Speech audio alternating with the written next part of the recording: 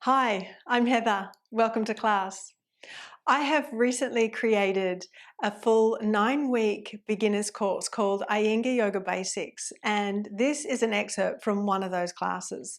If you'd like to join me for the full course, I'll put the link for my website in the description box below.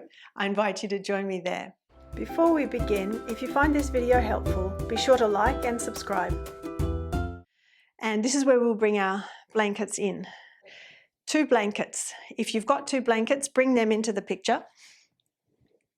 And of course it depends on how thick your blankets are. My blankets are pretty thick, so I'd like to use both of them for this pose, because in the beginning I do assume that a lot of people who haven't come to yoga might be feeling stiff in the body, and I want to try and make this seated pose more accessible for anyone who does feel a bit stiff in the legs. I'm going to sit on our 2 blankets. Obviously we've got a good amount of height. We're going to stretch the legs forward. As we stretch the legs forward, thighs press down. Can you bring the inner feet together? Just like Tadasana, our mountain pose, the ankle bones, big toe bones come to touch. We're not relaxed. We're not letting the feet and thighs roll away from each other. So the inner thighs have to roll down enough that those inner feet are in contact. Ankle bones, big toe bones touching. Now I know the shape of some people's legs won't allow those inner feet to come in contact. That's fine. Do what you can to keep the legs together. You'll note that we're working the feet as well as the legs. So I'm somewhere between what we call plantar flexion, which is pointing the toes, and dorsiflexion, which is peeling the toes backwards a long way, peeling the foot backwards. Here, I'm actually pressing the ball of the foot away from the root of the thighs. I'm heading towards plantar flexion. However, I'm peeling the toes back somewhat so that I'm keeping the arches of the feet activated. The head of the thighs pressed down. Let's reach the fingertips, turn the fingertips back, so that helps you roll your shoulder tips back and down. Head of the thighs pressed down. Then we want to make sure that we're lifting the spine.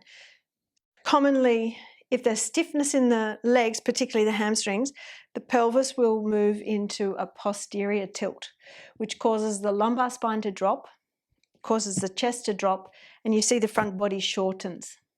And I haven't got as much space for the heart and the lungs. I want to create space for the heart and the lungs. I want to roll the pelvis forward.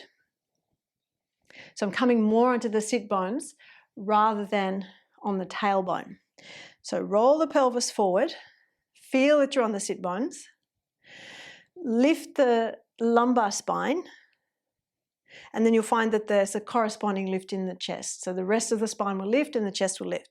Then when you reach your fingertips down to the floor, the shoulders can press back and the chest is expanded. This pose is called Dandasana, the staff pose. The spine is emulating a staff, a rod. This is just like Tadasana is considered the primary standing pose. Dandasana, the primary seated pose. And you might note, if we hold this long enough, that it does require some strength. And again, it might look really simple, but if you're not used to sitting like this, after a couple of minutes here, you'll really start to feel your spinal muscles and feel your leg muscles. It is good for building strength to prepare us for some seated forward bending poses. Okay, let's release. Again, as the weeks progress in this course, we'll be introducing more and more poses. We're keeping it really simple for this first class. Now, another seated pose is simple cross legs. I'm going to change the blankets. I'd like to have one long, narrow blanket. I usually start with my blankets this shape, fold that in half lengthways, and then this blanket can sit on the back end of that. Now, if your hips are stiff, you might want to fold that over again so you've got extra height. And if you're not sure if your hips are stiff, I'll give you an example. If you can sit on the back portion of the blanket, so you're on the highest point. If we sit with the feet on either sides of the blanket, you'll see I've got the feet on the sticky mat here, and then the ankles and the outer shins are resting on the long, narrow blanket. But what I want to give an example of is if there is some restriction in the hips, often the knees will lift up higher than the root of the thighs, and that will often cause the pelvis to be in that posterior tilt. Again, the chest will drop and it will be very difficult to come into a forward bend. Now, we're not going to do a forward bend today, but we will in the coming weeks. If your knees don't release down to around about the height of the root of the thigh, use more height to sit on. Yeah, maybe you need to take this folded over the blanket that you're sitting on. But we've got the right shin in front. Don't have the knees so wide that your feet are coming onto your blanket. This pose, we want to keep the knees quite narrow so the knees and the feet are contained within the width of the mat. There's a couple of Sanskrit words that we can use for this pose. Commonly we'll refer to it as simple cross legs, but it's either known as Sukhasana, which is the easy pose, or Swastikasana, the peaceful pose. We've got feet in line with the knees. The feet should be under the knees. Interlock your fingers, press the palms forward, elbows straight. Inhale, take your arms up. As you lift the arms, go on squeezing the elbow tips in, lifting the arms from the waist. Imagine your arms begin at the waist. Lift up through the sides of the waist, draw the rib cage up away from the pelvis. Then exhale, arms down. You note you've got one way of interlocking here. You've got one index finger sitting on top of the other. Can you swap that? So the opposite index finger sits on top. Press the palms forward, elbows straight. Inhale, arms up.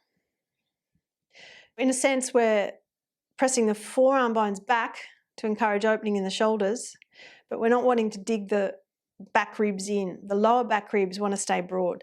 So lift those lower back ribs up away from the pelvis and exhale, the arms down. Now we twist to the right. Reach your left hand to the right knee, rotate the torso. Press both shoulders back and down. Back to center and then to the left. Take your right hand to the left knee and rotate the torso. Turn the head as well, so you're getting a twist in the neck. Back to center.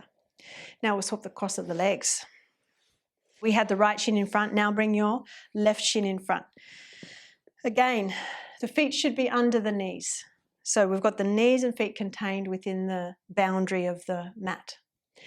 Go with your favorite interlock, the normal way, the natural way that you would interlock, and then press the palms forward, elbows straight.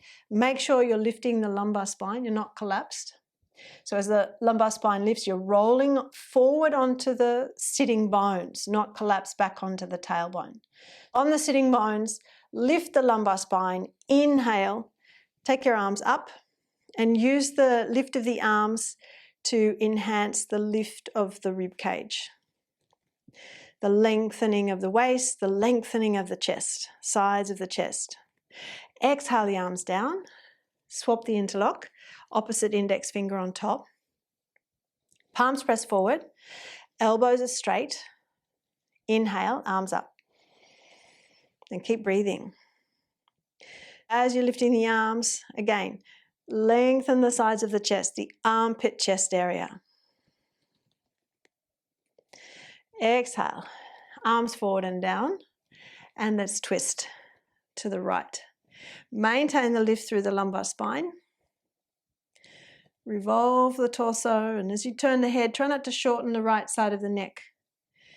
Keep both sides of the neck the same length. Back to center, and twist to your left. Now again, watch you're not shortening. Now it'll be your left side of the neck. Can you keep both sides of the neck the same length as you turn the head? And then come out of the pose and just sit for a moment.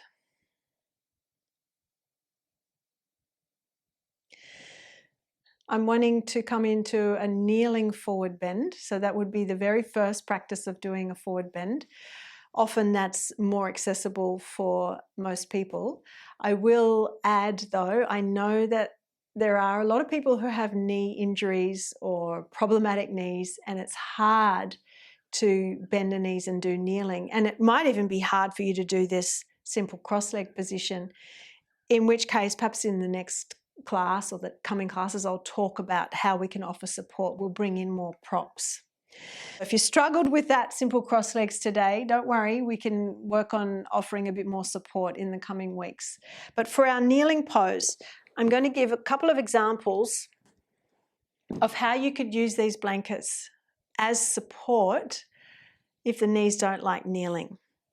And there's also if the ankles don't like the pressure down on the floor. Perhaps I'll keep my blanket, blanket this shape is better. You can either use 1 or 2 blankets, depends on your knees. As I said, it's a kneeling forward bend. So we're going to have big toes touching, knees apart. You can potentially bring this blanket all the way into the knee crease. For that, I'd bring my forehead down onto the floor, pull the blanket right into the knee crease, and then when I bring my hips back, it helps to create some space in the knees. Now, that still might not be enough, in which case you can get a second blanket, or maybe even more. You can maybe even fold that over again under the buttocks. But do have your knees apart. So you've got big toes touching, knees apart. Knees could be almost as wide as the mat, but no wider. And you'll be stretching the arms forward.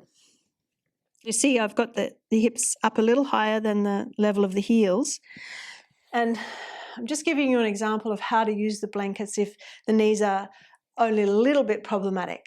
If they're really problematic, I've seen students with their hips up quite high because it's very difficult to bend the knees. If that's you, you could work this way, or you could actually sit on a chair. You just pretend I'm sitting on a chair and stretch forward to the wall. Now, there are other ways of approaching that. You can have 2 chairs and reach forward to the second chair, but I'm wanting to move on, so I won't go demonstrating that today. Again, you can use more height here, but I'll just quickly run through what you could do if the ankles are problematic. Some people really feel it's bothersome here on the front of the ankles, or they get cramps in the arches of the feet. If that's you, you can roll up a blanket. It doesn't have to be very bulky. And you put your front ankles on that roll. The toes are off the roll. Big toes touch, knees apart. Maybe your knees are okay. Maybe you don't need any blanket here behind the knees. And then you could stretch forward there. But maybe you need that second blanket in between the buttocks and the heels. But if you've got no problems with the ankles or the knees, then you can do without. Big toes touch, knees apart. Buttocks to the heels. And you take the arms forward and you bring your torso forward. So really challenging our hip flexion here. How much can we fold in the hips? Bring your ribs to the inner thigh. Don't have your legs so wide that you can't feel your ribs on the inner thighs. You want to feel those side ribs just touching the inner thighs as you stretch forward. Then set your hands shoulder width apart. Spread the fingers, broaden the palms, straighten your elbows. Don't go collapsing the elbows down. We want to activate the arms because eventually this pose is going to lead us to the downward facing dog pose. Not today though. Press into the hands, straighten the elbows, activate your arms, but bring your head down. The forehead can rest on the floor. And you bring in awareness of your breath.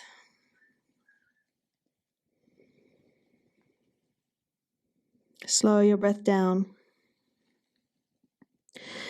Note that as you press into the hands, that's helping your hips move back and down. Tailbone gently curling down towards the floor, so it contributes to an easy lengthening of the lower back. Then, as you're ready, walk your hands back in. come to sit up, and we'll move on. Maybe you've never done yoga before, but you know that it's meant to be good for you. Good for your stress levels, for your hormones, for your physical and mental, emotional well-being. But you're not quite sure where to begin, how to start, what to look for. Perhaps you've looked at yoga videos online and thought, that looks complicated. Or you've imagined walking into a class and feeling out of place, steer for, behind everyone else. And what you really want isn't to perform poses or keep up with anyone else. You want to feel better in your body, calmer, more grounded, stronger, more agile. You want to move with confidence and understand what you're doing rather than guessing. That's exactly why I created Iyengar Yoga Basics, a 9-week beginner's course designed specifically for people who want to learn properly from the beginning. Hi, I'm Heather, a certified senior Iyengar yoga teacher with over 28 years of teaching experience. In this course, each week builds on the last, so you always know what to practice and why. You'll be guided slowly, clearly, and safely without overwhelm. You don't need to be flexible, you don't need experience, you start exactly where you are. And you might be wondering, why Iyengar yoga? Iyengar yoga is a method that is designed for learning. It's slow, precise, and progressive. Rather than rushing through poses, we focus on alignment, awareness, and clear instruction. Props like blocks, belts, chairs, and the wall are used intelligently, not because something is too hard, but because they help your body understand the action of each pose safely and effectively. You learn how to stand, move, and breathe with clarity. You hold poses for specific timings, repeat actions to build strength and understanding, and follow sequences that prepare your body step by step. This approach doesn't just make yoga accessible, it makes it transformative. Over time, this way of practicing builds strength, mobility, balance, and confidence. It supports your joints, your nervous system, and your ability to age well. And perhaps most importantly, it helps you feel more at home in your body. But if you're completely new to yoga, the most important thing is starting with the foundation. With over 28 years of teaching experience, I'll guide you step by step, offering clear instruction and thoughtful progression. All you need to do is press play. So if you're curious about yoga and you want to learn in a way that supports your body, your lifestyle, and to go at your own pace, I invite you to join Iyengar Yoga Basics. Click the link below to enroll today, and let's begin this journey together. For full-length classes, check out the Iyengar Practice Hub, heatherkitchenyoga.com. The link is in the description box below.